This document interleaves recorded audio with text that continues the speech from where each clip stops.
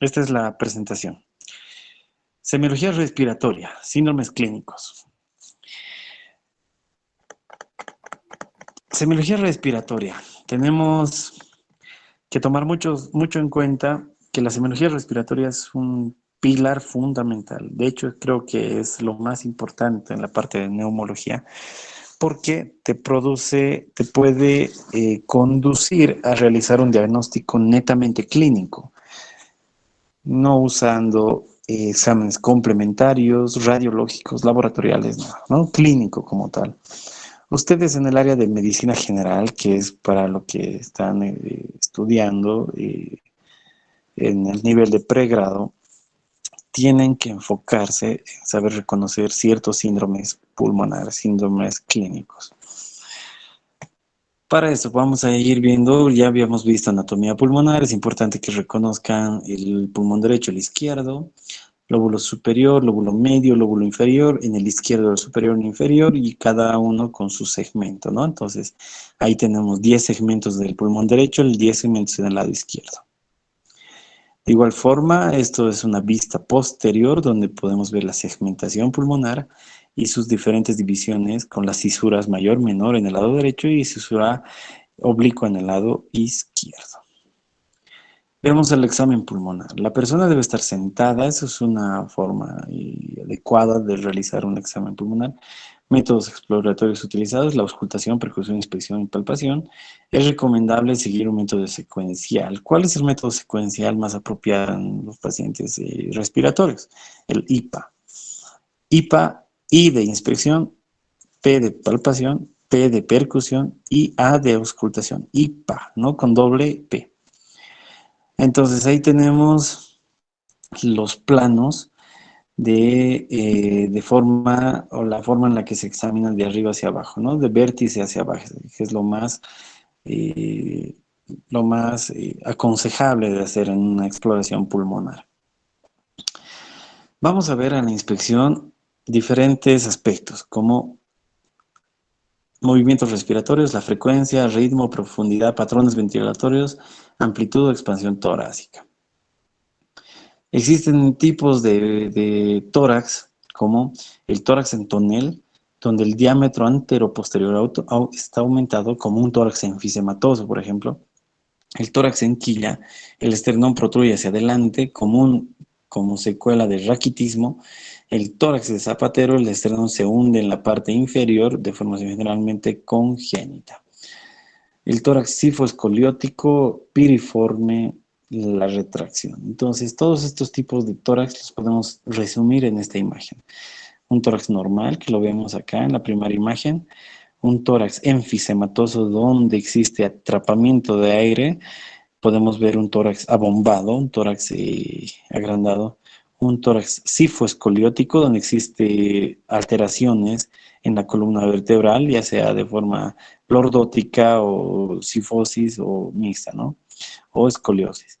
El pectus excavatum o el tórax acanalado, que sería con una protrusión hacia adentro del externo, ¿no? Y tendríamos un tórax de esta forma, más o menos. Y el pectus carinato, ¿no? El tórax en quilla, donde hay una protrusión externa, ¿no? Del esternón, en realidad. Todos estos aspectos se ven a la inspección. Entonces, qué importante es realizar la inspección en los síndromes respiratorios. Podemos ver estos tipos de tórax y nosotros vamos a ir diferenciando y describiendo en la historia clínica cómo se debe todos los tipos de tórax que se pueden encontrar. Es decir, ¿qué pasa si tenemos un paciente con un derrame pleural? Pues podríamos ver el abombamiento del hemitórax afectado, ¿no? Si es un derrame pleural en el lado derecho, pues veríamos un abombamiento del hemitórax derecho, ¿no? Entonces, nos vamos al siguiente punto, la palpación. A la palpación de los músculos y huesos para diferenciar la causa pulmonar propiamente dicha, la expansión respiratoria, evaluación de la capacidad pulmonar y la distensionalidad de los dos hemitórax óseos. El frémito vocal o las vibraciones vocales.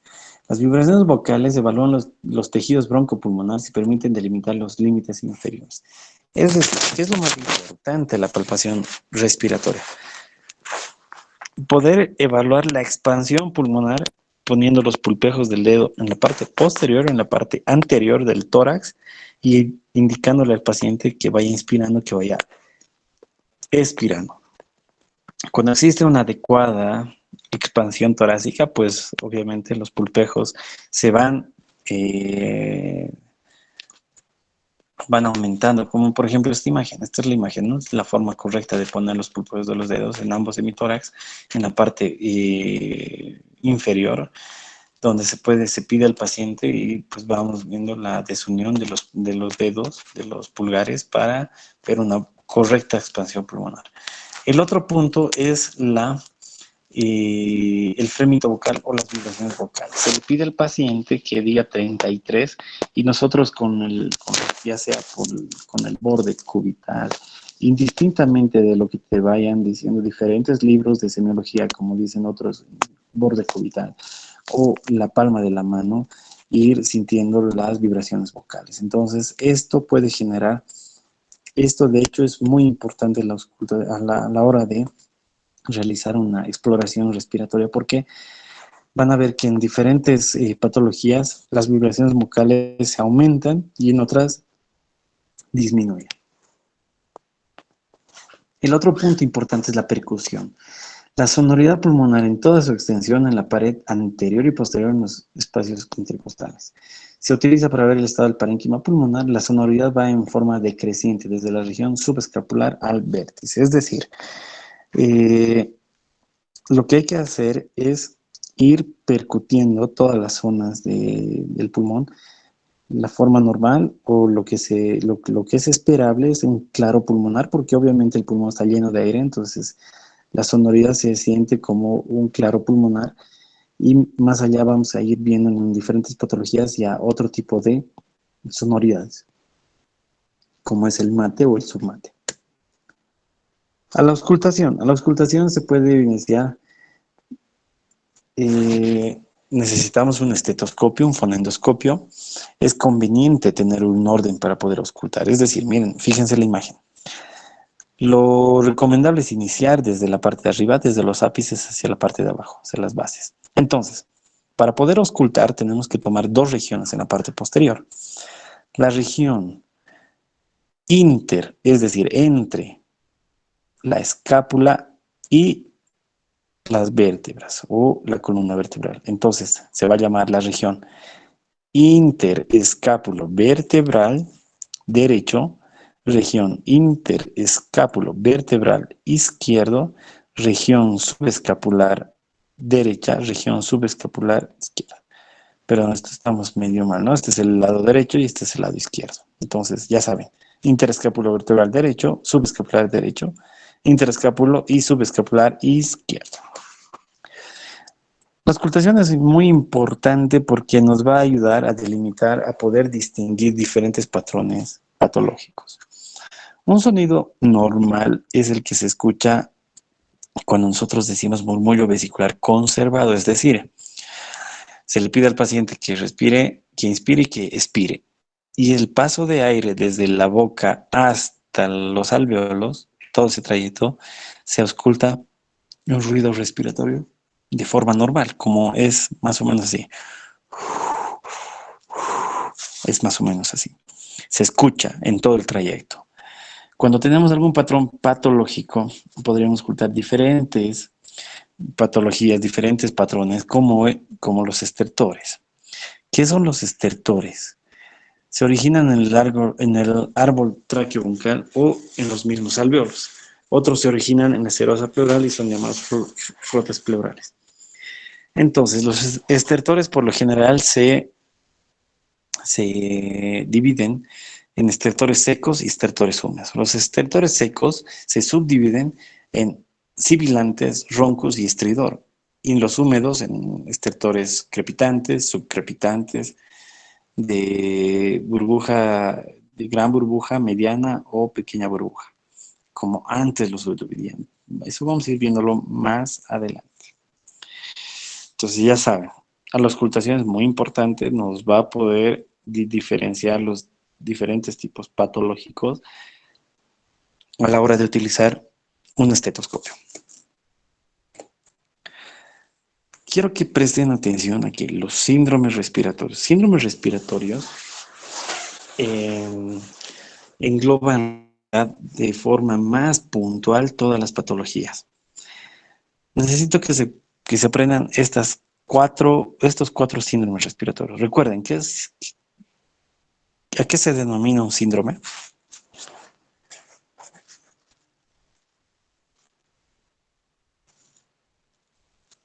Es un conjunto de signos y síntomas, doctor.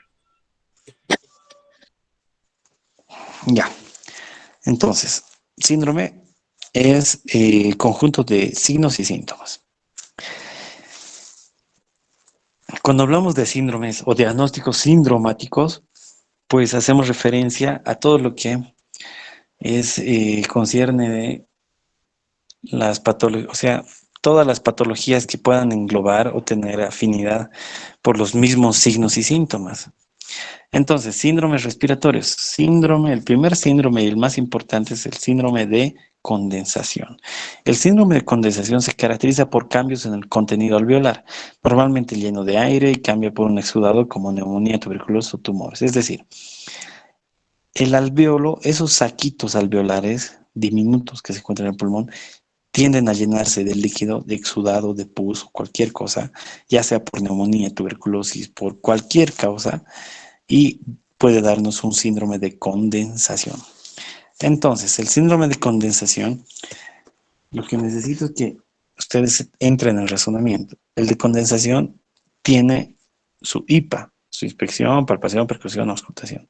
A la inspección, un síndrome de condensación se puede ver una respiración superficial, taquipnea, expansión torácica disminuida, movilidad diafragmática disminuida, retracción torácica. A la inspección, entonces, ahí vemos un tórax que en un paciente con una neumonía grave, sí, se puede ver una retracción torácica, es decir, el paciente se lo ve más disneico, con taquipnea, con uso de musculatura accesoria, retracción intercostal, retracción sifoidea. Todos estos detalles pueden ayudarnos a la hora de hacer una exploración en la inspección. A la palpación del síndrome de condensación se puede observar un dolor a la compresión, disminución a la expansión, aumento de las vibraciones vocales. Es decir, cuando pones la palma de la mano en un paciente con síndrome de condensación y se le pide que diga al paciente 33, que es lo que regularmente se hace para poder evaluar las vibraciones vocales, se puede sentir a la palpación un aumento de las vibraciones vocales. Entonces, acuérdense, cuando existe condensación, acúmulo de líquido en el alveolo, se puede evidenciar un aumento de las vibraciones vocales. ¿De acuerdo? Es en el único, casi en el único, en la única alteración donde las vibraciones están aumentadas. Síndrome de condensación. A la percusión, ¿qué podemos observar? Matidez o submatidez.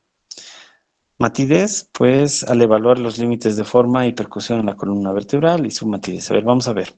Aquí tenemos una radiografía. En la radiografía pueden observar toda esta mancha blanca que correlacionaría, ¿no?, con un cuadro neumónico. Una neumonía en el lóbulo medio derecho y el lóbulo superior derecho.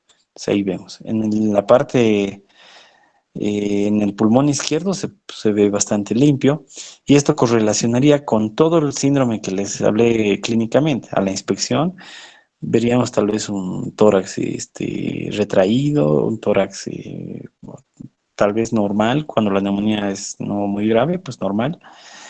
A la palpación, vibraciones vocales aumentadas, a la percusión puede ser matidez en esta región y a la auscultación pues podríamos observar o auscultar, mejor dicho, un soplo tubárico, estertores crepitantes periféricos, auscultación de la voz, la broncofonía, se le dice esto, la pectiroloquia áfona. ¿Qué es la broncofonía? Es cuando se le pide al paciente a ver que hable en ese momento, diga cualquier palabra y ustedes están auscultando en la región afectada y se puede escuchar claramente, ¿no? Muy claramente, es como si te estuvieran hablando a la oreja, ¿no? Entonces, eso es un característico de la neumonía. Ese es el síndrome de condensación. Nos vamos al síndrome de atelectasia. El síndrome de atelectasia,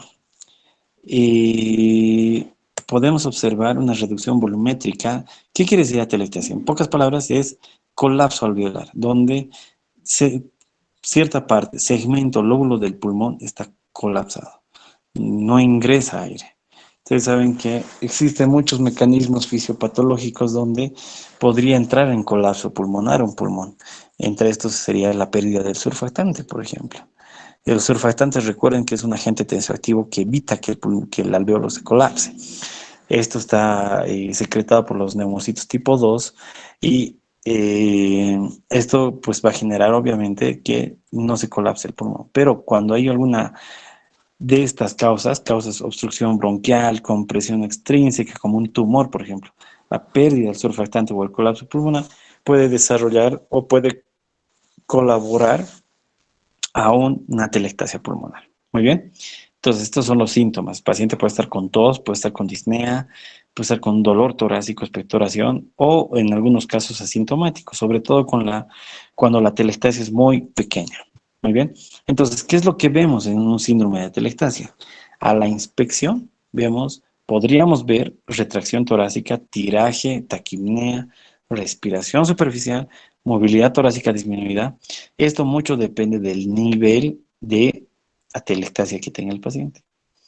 A la palpación, ¿qué podríamos ver? Vibraciones vocales, más al contrario, como es el síndrome de condensación. Como por ejemplo el síndrome de condensación, como dijimos, las vibraciones vocales están aumentadas, pero en una atelectasia las vibraciones vocales están disminuidas. Muy bien. A la percusión, ¿qué es lo que encontramos? Matidez, submatidez. A la matidez, pues vemos cuál es. Ustedes saben que una forma normal de percutir a un paciente sano, pues encontraríamos una sonoridad, un claro pulmonar, pero en un paciente con atelectasia encontramos una matidez o un submatidez que seguramente lo vamos a ir viendo en las prácticas clínicas. A la auscultación, ¿qué encontraríamos? Si todo este segmento, este lóbulo que está afectado donde no ingresa aire, pues obviamente no vamos a escuchar el murmullo vesicular, que normalmente es lo que les decía, se ausculta más o menos de esta forma.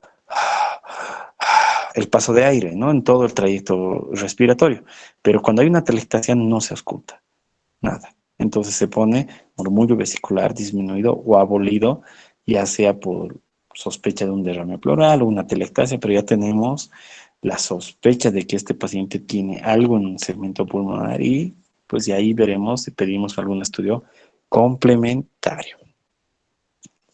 Ahí tenemos algunas imágenes radiográficas, ahí tenemos una radiografía PA de tórax, ahí existe la telectasia en la parte izquierda del pulmón izquierdo, en el ilio izquierdo, y aquí en la tomografía, vean, un triángulo bien clarito, este triángulo. Esto es una telectasia, ¿no? Ese segmento se ha colapsado por diversas causas, ya saben, por obstrucción bronquial, compresión extrínseca, ya sea. Nos vamos al otro síndrome, el síndrome de derrame pleural, es muy importante. El síndrome de derrame pleural es la acumulación de líquido en la cavidad pleural. De acuerdo a la composición del líquido puede clasificarse en exudados y trasudados. El espacio pleural normal y el derrame pleural. Todo esto puede estar ocasionado por diversas patologías, pero tienen que tener idea. Aquí está bien dibujadito, miren. Estas son las pleuras, la pleura parietal, la pleura visceral, y pues al centro de esto se produce la acumulación de líquido pleural.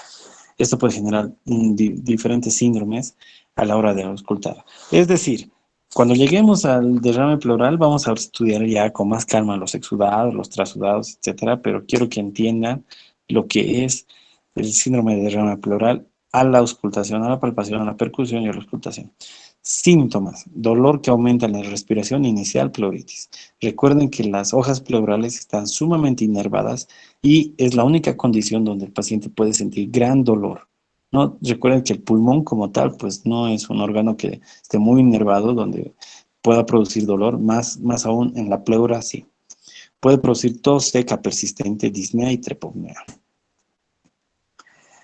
A la inspección en un derrame pleural se puede observar un decúbito lateral sobre el derrame, choque de punta desplazado contralateralmente, respiración costal superior, taquipnea, abombamiento del hemitórax afectado y disminución de la movilidad respiratoria. ¿Qué es lo más importante en la inspección? Abombamiento del hemitórax afectado y disminución de la movilidad respiratoria. Es decir, si tenemos un paciente con sospecha de derrame pleural, podemos observar, si tiene un derrame derecho masivo, podemos observar un tórax abombado en el lado derecho o en el lado izquierdo, un tórax abombado. Muy bien, a la palpación, ¿qué vamos a encontrar? Vibraciones vocales disminuidas o ausencia de disminución de vibraciones vocales. Disminución de la expansión torácica también, como habíamos dicho. A la inspección, mira, fíjense cómo están los pulpejos de los dedos, los pulgares, y ahí pedimos al paciente que inspire y expire. Y ahí podemos ver una expansión pulmonar disminuida. En la región anterior podemos evidenciar, ahí tenemos esta imagen muy bonita. Fíjense, ahí está el derrame pleural en toda la imagen blanca. Esta imagen blanca correspondería, digamos, al derrame pleural de forma interna, donde a la percusión podríamos encontrar una matidez. Y donde está la línea o la flecha verde, podríamos observar, podríamos denotar un claro pulmonar. Entonces vamos percutiendo. En la línea verde, pues escucharía normal, un claro pulmonar, pero en la línea donde se encuentra el líquido, pues encontraríamos una matidez o submatidez, un tono mate, ¿no? Entonces, a esta línea de concavidad superior se le denomina curva de Damasio-Ellis. Entonces es importante clínicamente ir determinando dónde está la curva de Damasio-Ellis. Esto es en la región posterior. Se puede observar también toda esta imagen blanca, donde correspondería en la parte superior la curva de Damasio-Ellis. Otros textos nos hablan del triángulo de Groco y el triángulo de Garland. Estos triángulos también, bueno, nos sirven semiológicamente, pero quiero que se enfoquen en la línea o la curva de Damasio-Ellis. Es justamente la curva, es la línea que nos va a delimitar la región del derrame pleural en la parte inferior sobre la parte no afectada. Muy bien. Entonces, ¿qué podríamos ocultar? El murmullo vesicular rudo, un soplo expiratorio en E. Egofonía se llama, ¿no? La egofonía en un derrame pleural es muy importante. Se le ausculta al paciente, obviamente no va a haber un murmullo vesicular porque no va a haber un paso de aire en este segmento, pero sí se puede escuchar una egofonía que se le escucharía en E, en vez de escuchar como un murmullo vesicular que normalmente es, se escuchará en E. Entonces, es más o menos la forma de diferenciar o de orientarnos si el paciente está cursando o no con un derrame pleural. Muy bien, estos son los síndromes que quiero que tomen en cuenta con respecto a la semiología respiratoria. No quiero que se compliquen la vida. Una vez que ustedes tengan en cuenta el IPA de estos 4 síndromes, estoy seguro que van a poder reconocer cualquier paciente respiratorio, poder orientar su diagnóstico clínicamente y poder solicitar estudios complementarios, pero los adecuados, ¿no? Ya sabrán si pedirán una radiografía, pedirán una tomografía, una resonancia, pedir laboratorios, etcétera. Y es donde tiene que partir toda la medicina, ¿no? Recuerden que la semiología es la madre de toda la clínica en la medicina, ¿de acuerdo? Entonces, vamos con la parte de radiología en esta parte de derrame pleural. Fíjense, radiología, tenemos el pulmón derecho, el pulmón izquierdo.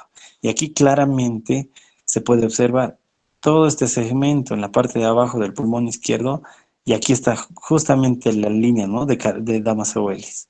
Esta es la línea de concavidad superior. Toda esta mancha blanca, o en realidad la región o la imagen radioopaca, correspondería a derrame pleural. Y esto nos orienta a un derrame pleural. Entonces hay que pedir, ya pediremos una tomografía, pediremos una ecografía para hacer cuantificación del derrame, para ver si vamos a evacuar, si vamos a poner un tubo de pleurotomía, etc. Eso lo vamos viendo más adelante. Entonces, 4 síndromes muy sencillos, se los voy a pasar por sus diapositivas y nada más. Preguntas.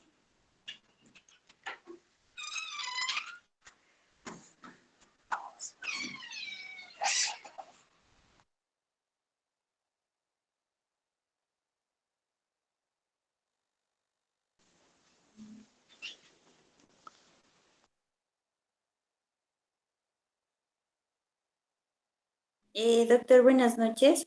Disculpe, doctor, lo que pasa es que se ha comunicado conmigo la chica del primer grupo. Lo que pasa es que hubo una confusión en las listas, entonces ella pensaba que tenía que exponer al final. Entonces no sé si habría la posibilidad de que ellos expongan al final y bueno, pues se continúen las exposiciones y bueno, que se les tome en cuenta en ese aspecto, porque fue un error de confusión. Gracias, Pamela. Bueno, lastimosamente tenemos ya todo el programa de las exposiciones y los grupos. Justamente teníamos ya en el grupo, yo estoy en el grupo B, tenemos la lista de los expositores y ya les recomendé, ¿no? O sea, no hay vuelta a quedar, nos van a desordenar todo, así que pues lo siento mucho. Veamos con el resto de los grupos, tengan mucho cuidado, pues las recomendaciones son lógicas, ¿no? O sea, ustedes tienen que ser responsables, tienen que ser muy responsables a la hora de realizar sus diapositivas. Ya les dije, tienen solamente una exposición en todo su semestre. Vamos, adelante, Lorena. Doctor, disculpe, yo soy la representante del primer grupo. A lo que tengo entendido y a lo que me llegó en el grupo de WhatsApp y llegó a unos compañeros, solo nos llegó la primera lista. De la segunda lista yo no lo tenía entendido. En la primera lista mi grupo era el número 10, debido a que creo que le escribieron a Pamela del grupo de diferentes grupos, a nosotros nos movieron al uno. Esa lista es la cual ya no tengo. Y doctor, no me parece justo que porque hayan cambiado la lista que no ha llegado en algunos grupos de WhatsApp o bueno, en mi celular personalmente y a los de mi grupo y a algunos compañeros más tampoco nos llegó la lista número 2 y lastimosamente mi grupo está saliendo perjudicado porque si puesto así que si tuviera la lista, créame que yo hubiera contestado, yo hubiera hecho sí mi responsabilidad, pero es que no fue nuestra culpa y no queremos tampoco perder puntaje o no sé cómo podríamos hacer, doctor, no es que querramos Bueno, desordenar la lista. bueno, sabes, en este sentido, voy a revisar, por favor, déjenme revisar el grupo. Si realmente no existe la lista, porque no creo que la lista llegue a algunos y No, otros no, eso no doctor, sucede por si acaso. disculpe, a mí no me llegó Por eso, personalmente y otros compañeros estoy tampoco. hablando. ¿Sabes? Voy a revisar la lista, voy a revisar el grupo. Si llegó la lista, pues para todos, pues lo siento. Pero si no llegó, pues con seguridad que van a poder exponer o ver la forma de recuperar la exposición, no hay ningún problema. Tienen que tomar en cuenta que estas exposiciones están justamente, se ha hecho con la división o con el sorteo correspondiente para que nadie quede perjudicado. Está Así bien, que lo voy a doctor, revisar, no, solo no está bien, no, es está, entendible, es probablemente haya sido. ¿Listo? Ok, gracias. sí, doctor, es que como le ¿Algo comunico, más? según a Pamela sí ha llegado, pero personalmente a mí y a algunos compañeros no tenemos la segunda lista. Bueno, personalmente en mi WhatsApp no tengo la segunda lista, solo la primera, y esa es la única que tomé en cuenta porque después envió una imagen, si no me equivoco. Por eso, precisamente, lo voy a revisar eso, por favor, ¿sí? Para que no entremos más detalles, lo reviso en el grupo y lo vemos más adelante. ¿Listo? Claro que sí, doctor. En este momento ahí creo que he enviado también con los temas que usted nos ha asignado. No sé, realmente yo Muchas no gracias. tenía ¿Hay alguna entendido. pregunta acerca del tema? Carmen, adelante.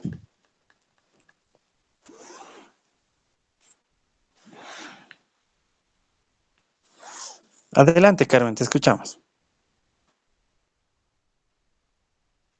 Perdón, doctor, pensé que se me escuchaba. Buenas noches, doctor y compañeros. Mi pregunta es sobre el síndrome de derrame pleural que usted mencionó. ¿Esto se puede presentar en las personas que viajan a las alturas, digamos que son de la costa y viajan a las alturas y puede darse de manera transitoria este derrame pleural? No, hay que diferenciar muy bien lo que es derrame pleural y edema pulmonar. El edema pulmonar es la extravasición del líquido dentro de los alveolos, o sea, en sí, dentro del pulmón como tal. El edema pulmonar agudo de altura se produce justamente por estos cambios, ¿no? El cambio barométrico y la diferencia de presiones de de unas presiones barométricas más altas a las bajas. Entonces, esto puede ocasionarte un edema pulmonar que no tiene la misma secuencia que un derrame pleural. El derrame pleural es acumulación del líquido entre las pleuras. El edema pulmonar se produce dentro del alveolo, entonces mucho ojo ahí, cuidado que se confundan. Y bueno, ese es digamos, la Ah, forma, ¿no? Correcto. ¿Listo? ya, doctor. Es que lo decía porque cuando yo he viajado a La Paz, he sentido ese dolor que usted dice al respirar, o que decía en la diapositiva, ¿no? Y pensé que tal vez era por eso, por el edema. Bueno, en todo caso, gracias, doctor. No, de nada, está bien. Entonces, ¿qué más? A ver, preguntas.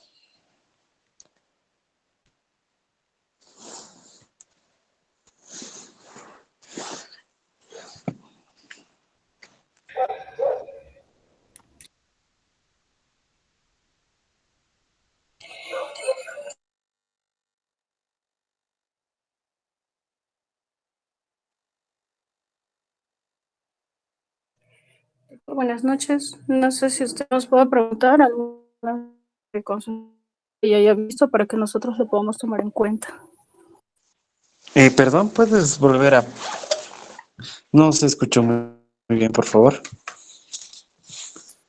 Buenas noches, doctor. Les repito, no sé si usted nos pueda preguntar, de acuerdo a la experiencia que usted haya tenido, algunas cosas que nosotros podamos tomarlo en cuenta.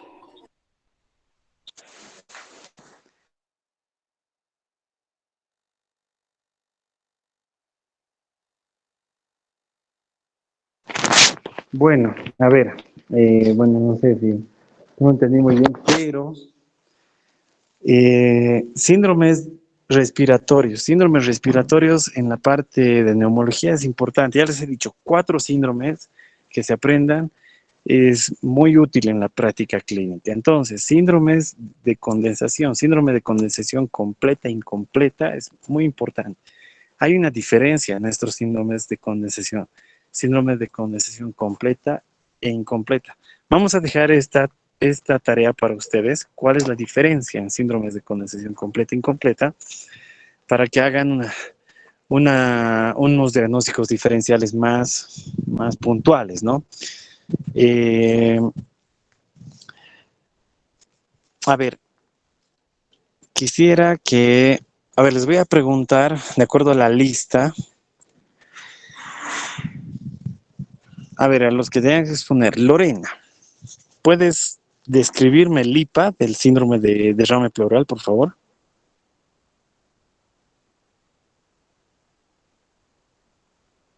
¿Cómo, doctor?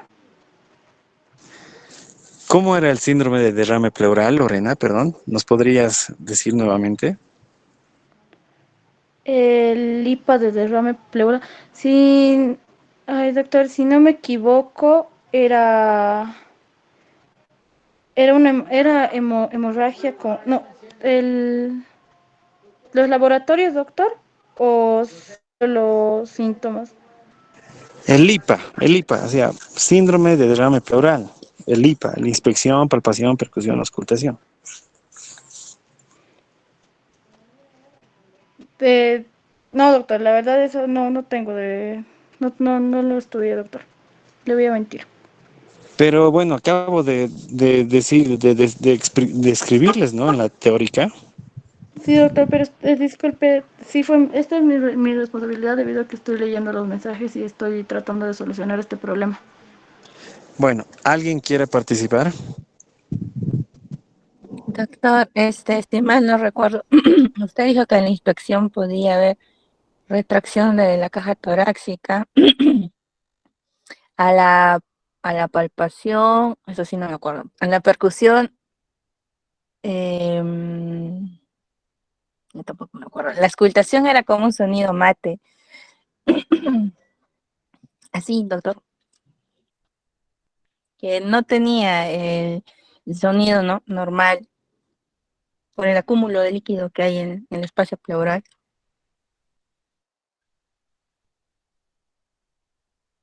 Doctor. Wendy, adelante. Ah, Wendy, Eh, ¿no? Es la que respondió. No, Carmen. yo, Ah, ya, Carmen, Carmen, gracias.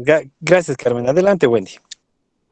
Claro, en la inspección eh, podíamos presentar lo que era la taquipnea, también presentaba lo que era un abombamiento del hemitórax afectado, después se podría ver lo que es la disminución de la movilidad respiratoria.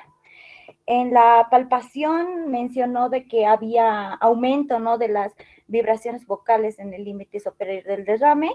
Después había una ausencia de vibración vocal y también existía una disminución en la expansión de la base afectada. Eh, después, bueno, eso sería algo que recuerdo. Doutor, se não me Adelante, equivoco, Carmen. de la auscultação, você escutava com sonido de E e não de A, assim, quando respira.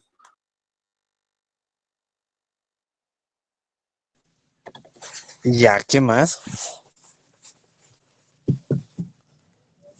Doctor, también en la inspección había desviación del esternón hacia el lado opuesto. Ya, muy bien. A ver, recuerden, estoy viendo que muchos de ustedes han entendido, tienen noción de la clase, de lo que queríamos decir, ¿no? Derrame pleural, cuando hay líquido en el pulmón, no en el pulmón en realidad, sería líquido en las cavidades pleurales. Entonces, cuando existe acumulación de líquido en las cavidades pleurales, se puede desarrollar ciertas características en el IPA. A la inspección, como decían, podemos encontrar un tórax abombado o aumento de tamaño en el diámetro, tal vez anteroposterior, en el hemitórax afectado. Si el derrame se encuentra en el lado izquierdo, pues veríamos un tórax abombado en el lado izquierdo, sobre todo en los derrames masivos, en los derrames de gran consideración. Eso es a la inspección. A la palpación, habíamos dicho que en la palpación principalmente vemos dos características. Una es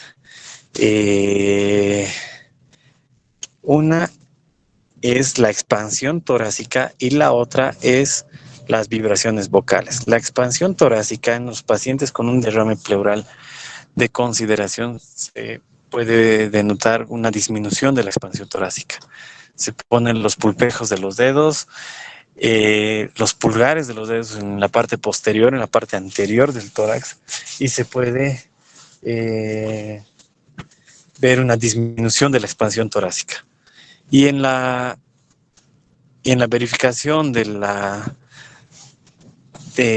vibraciones vocales, pues se observa o se puede evidenciar una disminución de las vibraciones vocales. Se le pide al paciente que diga 33 y pues no se sienten las vibraciones vocales. Eso es en la palpación. Ahora nos vamos a la percusión, que es muy importante. La percusión se puede denotar una matidez o una submatidez. Mucho depende de la magnitud del derrame. Si es un derrame masivo, obviamente vamos a denotar un hemitórax con una matidez o submatidez en toda su extensión, ¿no? Entonces, por eso es que les decía, existe una curva, la curva de Damasio-Ellis. Es justamente la curva donde nos va a denotar clínicamente o semiológicamente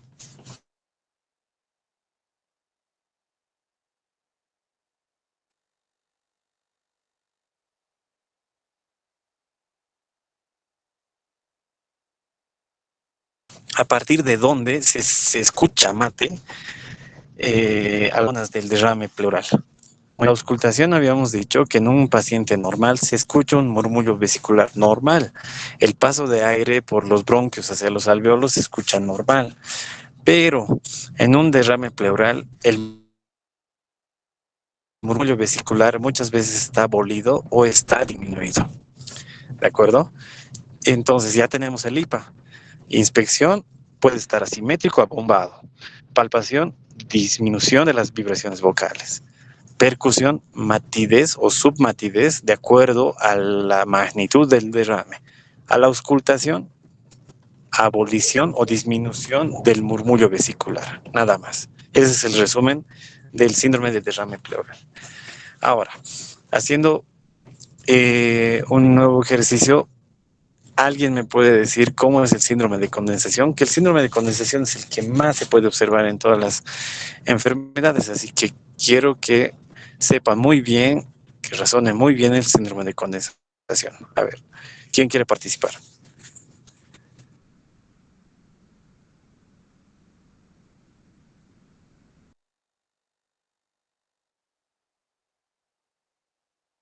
Doctor, dentro del síndrome de condensación, más que todo, va a estar caracterizado por los cambios del contenido alveolar.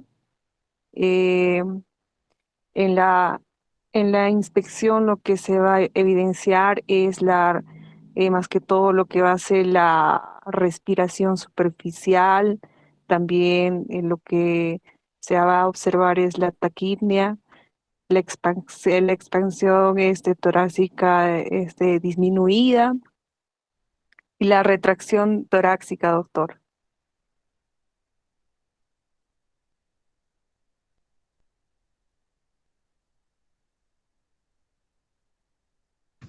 Muy bien, ¿alguien más? Doctor, apoyo a lo que Adelante. dijo la compañera. Eh,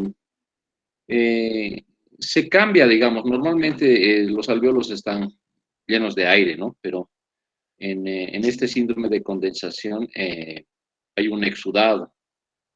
Eh, Tal vez a consecuencia de una neumonía, tuberculosis o tal vez algún tumor, doctor.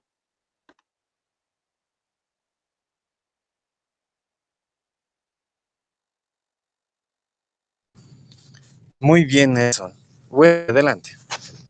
Doctor, en un síndrome de condensación, en la inspección se va a presentar no una taquipnea, por ende también la movilidad diafragmática va a estar disminuida y como mi compañera también había mencionado, va a existir una retracción torácica.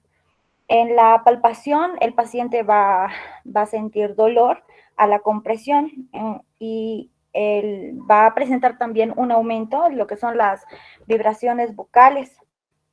En la percusión vamos a ver lo que es una matidez y en la auscultación, como usted había mencionado, un soplo tubárico, eso.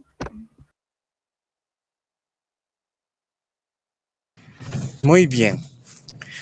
Entonces, a grandes rasgos, a la inspección podemos ver, por lo general, un tórax simétrico, no sería asimétrico, un tórax simétrico. No hay mucha modificación en los pacientes con neumonía, a menos que sea una neumonía grave. En la neumonía grave, a la inspección podríamos denotar ya un paciente con mucha taquipnea, con dificultad respiratoria, retracción intercostal, retracción sifoidea, retracción a la altura de las sifoides del esternón, que podría orientarnos a que el paciente está muy disneico, con mucha dificultad respiratoria, y esto podría orientarnos a que el paciente está con una neumonía grave o severa, con un déficit de oxígeno severo a nivel de todo el organismo.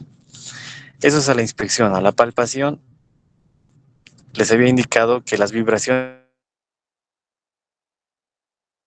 vocales van a estar aumentadas o disminuidas. Aumentadas en los pulmones, doctor. Muy bien. Entonces, las vibraciones vocales, o mejor dicho, las secreciones, el exudado es un buen conductor de las vibraciones vocales. Las vibraciones vocales van a estar aumentadas en los casos de neumonía o cualquier situación donde exista ocupación alveolar, ¿de acuerdo? Entonces, ahí las vibraciones vocales están aumentadas. Después nos vamos a la percusión. La percusión mucho depende cómo está el pulmón. Si el pulmón está muy comprometido, con mucha secreción, pues se denotará un pulmón, una percusión con submatidez o matidez del área afectada, ¿no? Entonces, cuando no hay una neumonía muy grave, pues tal vez solamente se pueda denotar un claro pulmonar de forma normal. Y a la auscultación se escucharían los estertores crepitantes. Los estertores crepitantes, a ver, hagan un poquito de imaginación. Los alvéolos son como unos globitos, son como unos saquitos alveolares.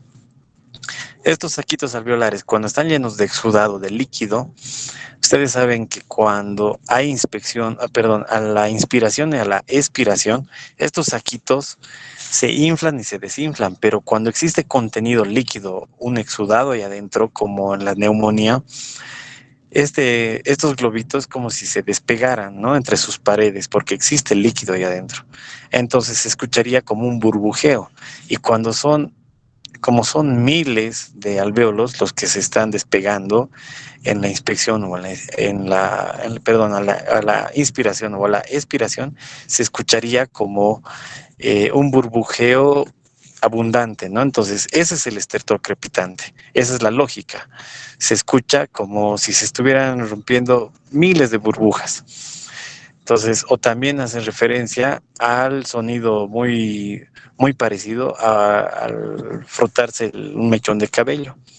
Si hacen el ejercicio, nosotros vamos a ir haciendo este ejercicio de acuerdo, hagamos las prácticas clínicas, pero quiero que entiendan toda esta parte de síndromes respiratorios. Los síndromes respiratorios es muy importante, como ya les he dicho, hacer el diagnóstico inicial, un diagnóstico clínico y saber orientar el diagnóstico para un buen tratamiento.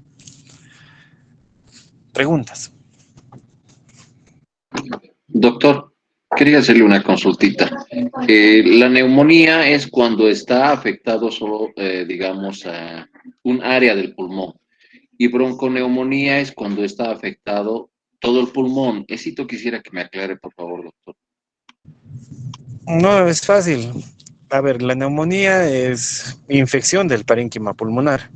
Como dices, puede ser un área, puede ser todo el pulmón, puede ser los dos pulmones, como en algunos casos graves ha sido en el COVID-19, ha habido neumonía severa en los dos pulmones. A eso es referencia neumonía. La bronconeumonía, como su nombre, existe ya un compromiso, no solamente del pulmón, también de los bronquios. Por eso es bronco. Bronquios y neumonía. Bronquios y pulmón o parénquima pulmonar afectados. ¿De acuerdo? Ah, está bien, doctor, gracias.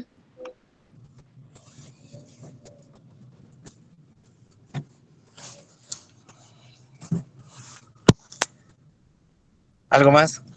Bueno, ya terminando el tema, entonces todavía no tengo la autorización del doctor. Voy a hablar mañana con el doctor Gary Méndez para ver cómo y cuándo nos vamos a reunir o ver la forma de organizarnos para las prácticas clínicas. De momento les voy a pedir que adelanten con las personas que van a realizar las prácticas clínicas de forma presencial. Entonces hagan la lista, nótense, si pueden decirle de forma interna en la lista a su compañera Pamela, quien es la representante, se los agradecería mucho para así ir formando los grupos de prácticas y bueno, no nos pesque el tiempo también, ¿no? ¿Alguna otra pregunta, sugerencia? Doctor, quería hacerle una consultita. Algunos docentes indicaban de que las clases iban a ser, las prácticas iban a ser presenciales por órdenes, digamos, del jefe de carrera. Ahora, con lo que usted nos comenta, entro en duda, ¿no? Porque van a haber dos grupos, o sea, virtuales y presenciales, o ¿cómo sería, doctor? Mira, no tengo el dato oficial, pero los que tal vez me confundieron un poco eran justamente ustedes, la anterior clase, donde me dijeron, no sé si es en este grupo o en el anterior, o en el grupo A, que me dijeron, hay dos grupos, van a haber prácticas virtuales y prácticas presenciales por semestre. No tengo el dato claro, no les estoy confirmando nada, pues esto lo voy a confirmar meramente con el encargado de enseñanzas y se los avisaré en su momento.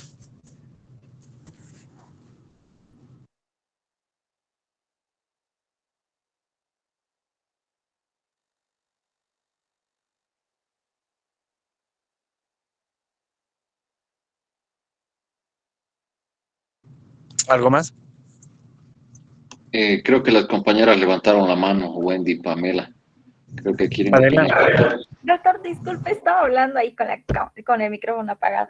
De hecho, ya la anterior semana ya nos habíamos organizado con la representante para esta materia y ya nos hemos dividido entre las personas que vamos a pasar lo que son las prácticas presenciales. En realidad, para las presenciales somos 14 personas.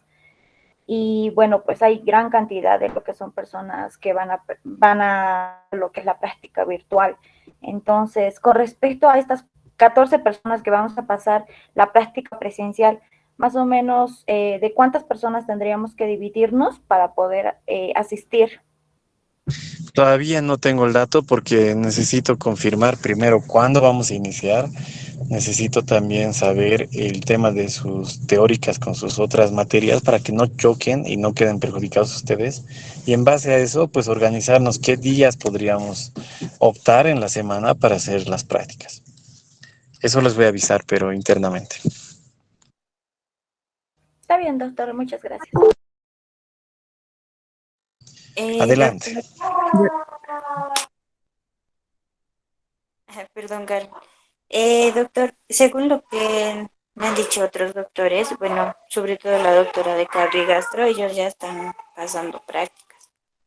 Y creo que empezaban en septiembre. Realmente no sé qué tan seguro es esto, pero les habían dicho que íbamos a empezar en septiembre y no sé hasta cuándo será.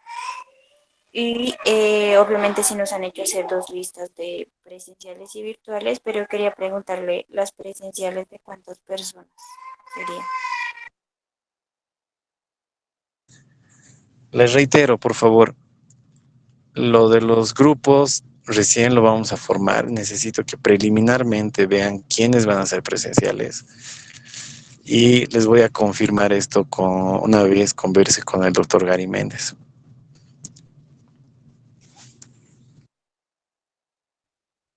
Doctor, disculpe la pregunta, es que no me queda claro. ¿Hay la posibilidad de que se hagan las prácticas de manera virtual o eso ya Les reitero, definitivamente por no se va favor, a dar? un poco de atención. Les reitero, yo tenía el dato preliminar como el anterior semestre que se podía hacer clases virtuales, pero también tengo por ahí el dato de que no es tan seguro, que probablemente solamente sean presenciales. Esto lo voy a confirmar hablando mañana con el doctor Gary Méndez. Esto ya mañana yo lo tengo claro y les voy a comunicar. Y vale, doctor, gracias. Doctor, quería hacerle una consultita con respecto a las exposiciones. No sé si me podría aclarar eso un poco. La realidad es que no he escuchado, seré sincero, y quisiera que me aclare, por favor, si nosotros vamos a escoger los temas o usted nos los va a dar. Quisiera que me oriente, por favor. ¿De qué exposiciones me consultas, perdón? ¿De las teóricas? Hay grupos, ¿no? O sea, creo que somos como 12 grupos. Exactamente. Cada Para grupo los ya cursos. tiene su tema de exposición, ya están sorteados y todo. Ah, ya. Ya, doctor, entonces Ya tendría todos, que ya todos comunicarme con tienen. los de mi grupo. Vayan previendo más bien para qué semana les toca y vayan preparando sus presentaciones, ¿no? Para que no quedar perjudicados.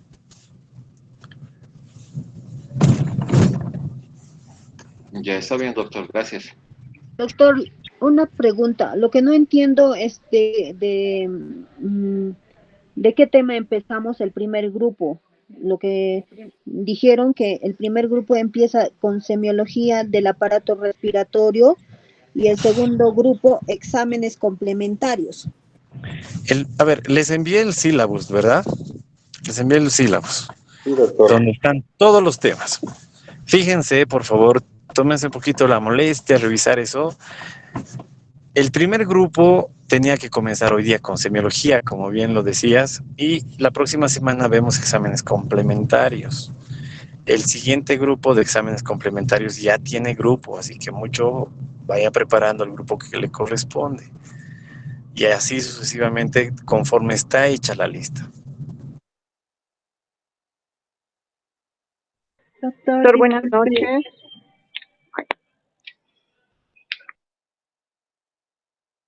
Buenas noches.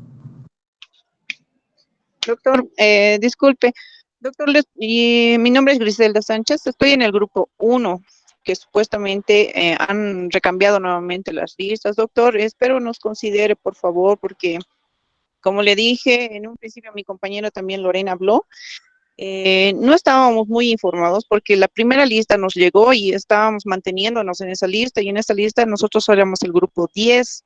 Entonces, hay en grupos que envían varios archivos y es el mismo repetido. Entonces, doctor, ha habido esta confusión. Espero, por favor, por esta primera y última vez nos considere como grupo, porque tampoco queremos perjudicar en su materia con las notas. Por favor.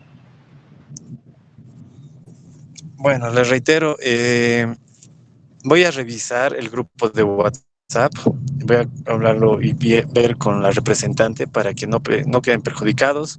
Si en el caso ustedes saben que hay que hacer lo correcto, ¿no? Si ustedes no tuvieron la culpa en este caso, no se enteraron, pues veremos la forma de tal vez colaborar o ayudarlos o tal vez redistribuirlos en algún grupo para que no queden perjudicados, pero si sabían y si tal vez la lista estaba ahí en el grupo y bueno, no, aún así no hicieron ahí sí no puedo hacer nada, pero eso lo voy a revisar con más detalle después.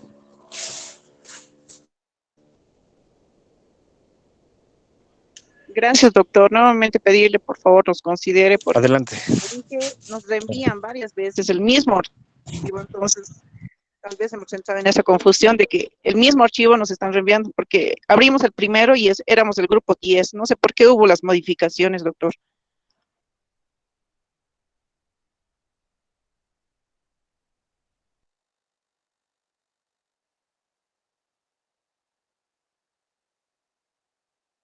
Doc, yo creo que podemos ver una solución también. De pronto, en parte, se confundieron también con las listas. Y El grupo que le corresponde.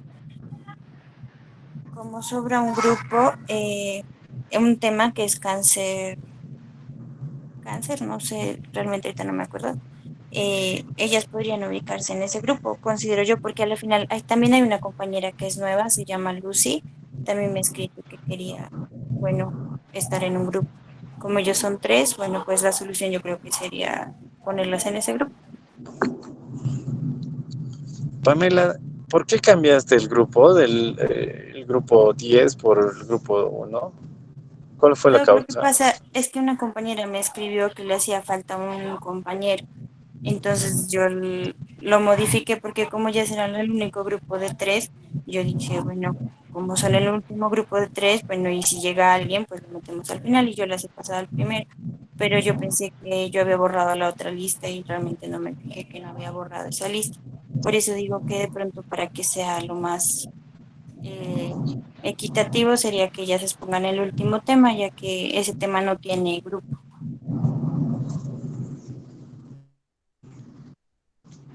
Ok, está bien entonces. El grupo de ahora, por única y última vez, mucho cuidado, por favor, y ya no vayan modificando también la lista. Mucho ojo con eso, por favor, Pamela, ¿sí? No tenemos que Sí, quedar. doctor. Entonces, dejamos este grupo para el siguiente o para la final, mejor dicho, para el tema final Para el tema final, Doc, con la nueva compañera que recién se ha inscrito, se llama Lucy. Ella me ha Ya. escrito que por favor. Listo, perfecto, está bien. Otra cosa, comunicarles. Entonces, el grupo expone el último tema, pues, por este caso, vamos a tomar esas medidas y va a haber algunas clases en las que nos vamos a tener que juntar con el grupo A de las 7 por motivos académicos personales, pero eso los voy a avisar con anticipación para que también vean el tema de sus horarios, ¿de acuerdo? Este tema del horario también no lo hemos dejado muy claro. Nada más hablé con Pamela y quedamos en que íbamos a mantener el horario, pero pues preliminarmente ya les aviso que a veces nos vamos a juntar en el grupo A, pero yo les voy a avisar con anticipación, ¿de acuerdo? Bueno, muchas gracias, buenas noches. Para la siguiente, no se me olviden, por favor. Doctor, disculpe, buenas noches. Yo soy alumno nuevo también, me acabo de inscribir y no tengo ningún grupo de exposición. Esta es mi primera clase. Esto, por favor, ¿y por qué recién se está ingresando a las teóricas? Recién me habilitaron la plataforma, doctor. Hablé con el doctor Gary y recién me habilitó. Esta es mi primera clase. Bueno, entonces veamos eso con la representante, con Pamela, por favor, para que podamos adjuntarla a un grupo. Ok. Muchas gracias, doctor. Bueno. Doctor, disculpe la molestia. Quería pedirle a la delegada, la señorita Pamela, por favor, si ella se puede quedar y decirnos cuál es el orden de los grupos para evitar confusiones, por favor. Claro que sí, no hay problema. Listo. Bueno, gracias. Yo me retiro. Muchas gracias. Hasta la siguiente clase. Hasta luego. Hasta luego, doctor. Gracias. Gracias, doctor. Hasta luego. Hasta luego, doctor. Ya, Por ahora favor, sí. compañera Pamela. Claro que sí. Compañera Pamela, si puedes, ¿por qué no lo presentas para que así los compañeros vean sus grupos y es más fácil? Sí, para por que favor. no tardes en Sí, explicar. Les presentaré, pero esta lista obviamente está el grupo de Lorena de primeras.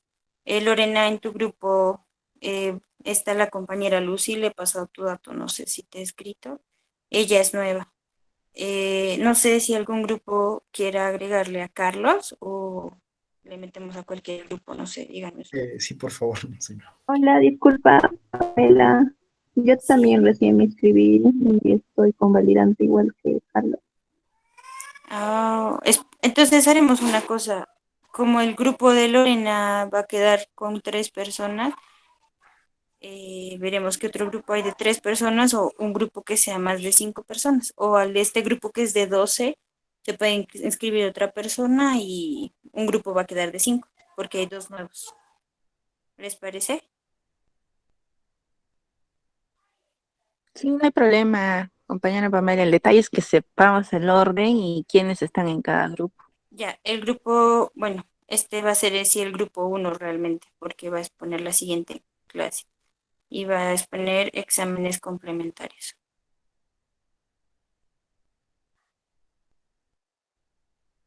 El segundo grupo, no sé si alguno me puede ayudar leyendo, por favor, para no salir y entrar, dependiendo de lo que se envía el grupo. Yo te ayudo. Ya. El grupo 2 están los compañeros Sara Calizaya, Keila Alarcón, Paola López y Pamela Cortés. Ya, y me puedes, tema, no sé, Tuberculosis pulmonar, tuberculosis pulmonar. Ay, perdón. Tuberculosis pulmonar. Listo. El grupo 3. Patologías bronquiales.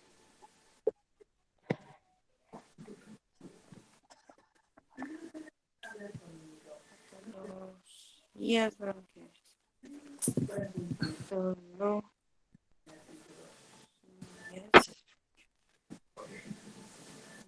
Ya, el otro. Asma bronquial. Ay, mi celular está loco. Asma bronquial. Ya. Enfermedad pulmonar obstructiva crónica. Enfermedad pulmonar obstructiva. Como tienen los temas, lo voy a colocar así ya. Escríbele completo nomás. Simplemente ponle en POC, Pame. Sí, ¿no ve? Para que Claro. quede más fácil. O C. Ya. ¿Cuál es el otro grupo? Perdón, por favor. Insuficiencia respiratoria. Ciencia respiratoria. Y ya. El grupo 6, 7, perdón. Neumonías.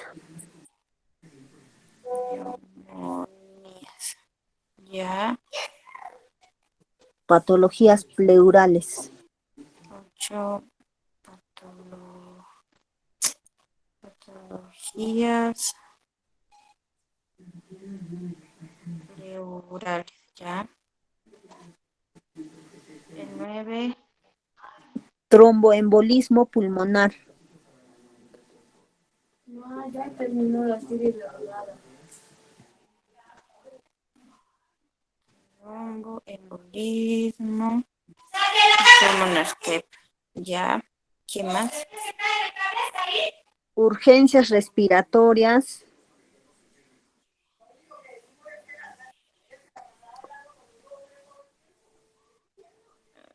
Van a perdonar, mi teclado está muy lento.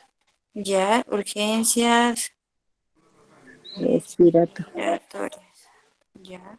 Micosis pulmonares. Ay. Un momentito. Ay, no sé qué le pasa a mi teléfono.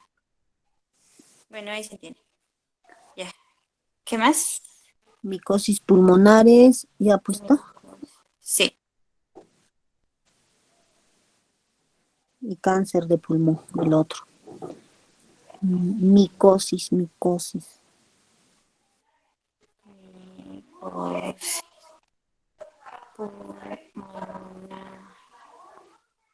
Ya. Aquí entraría el grupo de Lorena, que es el grupo 12. Y ese es cáncer, ¿no ve? Cáncer de pulmón. Cáncer. Sí. Listo. ¿Quiénes son los nuevos? Aquí yo. ¿Cómo te llamas tú? Carlos David Quispe Arque. Estás en el grupo 11. Ah, ok. Ahí. Carlos David, ¿qué? Quispe Arque.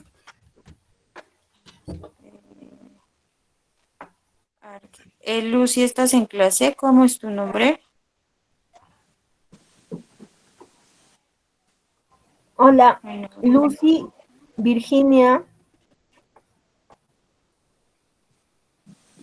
Lucy, Virginia. Sosa, Ya. Quispe. Virginia Sosa. Virginia Sosa, bueno, tú ya sabes que eres de ese grupo.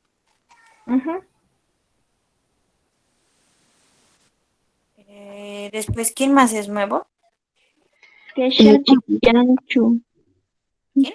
Yo disculpa. Kesha Chiquillanchu. Y ahora, ¿dónde te ponemos? No sé, chicos, algún grupo en especial, primero, segundo, tercero, mi grupo, no sé. Compañera, ¿me puedes despejar una duda?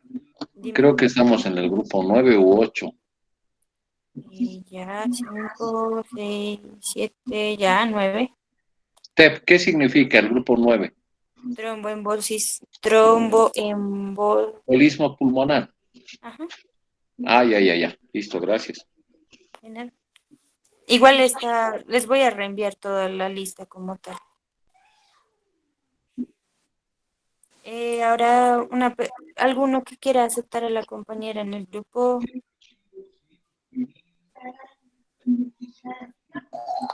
Perdón, ¿me puedes confirmar el Ya le tema del grupo pregunté. 8? TEP significa tromboembolismo pulmonar. Sí. El grupo 8, patologías pleurales.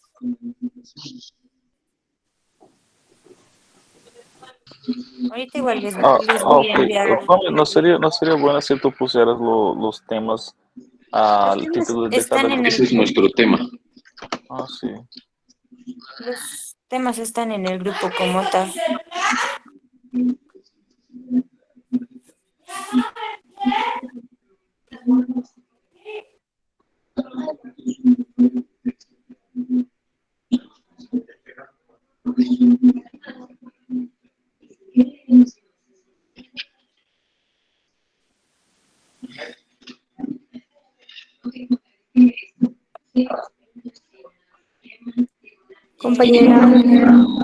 Compañera Pamela, buenas noches.